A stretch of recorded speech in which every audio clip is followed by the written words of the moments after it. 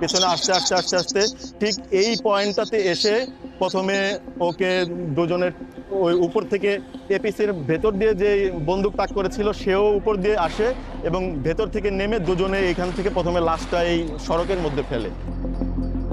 ভেতরের থেকে একজন অফিসার তাদেরকে বলছিলেন যে লাশটা যেন ওইখান থেকে আবার এই পাশে ফেলে দেয়। তখনই তখনই হচ্ছে এই ইয়ামিনকে ধরে এই পাশে ফেলে দেওয়া হয়।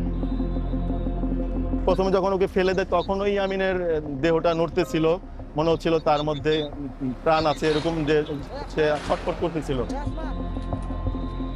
দুই পাশের দৃশ্যটা যেন কভার করতে পারি সেই কারণে এই যে যে সড়কের যে আইল্যান্ডটা এই যে উচ্চ এটার উপরে গিয়ে ওই দৃশ্যটাকে ধারণ করতেছিলাম, যেন ওই লাশটাকে বা ওই দেহটাকে কি করে সেটা নেওয়ার জন্য এটার উপরে উঠে গিয়ে ওই চিত্রটা ধারণ করা হয়।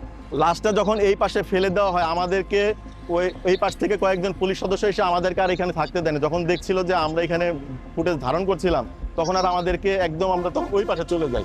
আমরা যখন ওইদিকে যাচ্ছিলাম তখন এখান থেকে পুলিশ সরার পরে কয়েকজন লোকজনকে এসে দেখছিলাম যে ওর এটা তাকে এখান থেকে করছে, রেস্কিউ করছে। পরবর্তীতে তাকে কি করলো সেটা আর আমরা দেখতে পারিনি।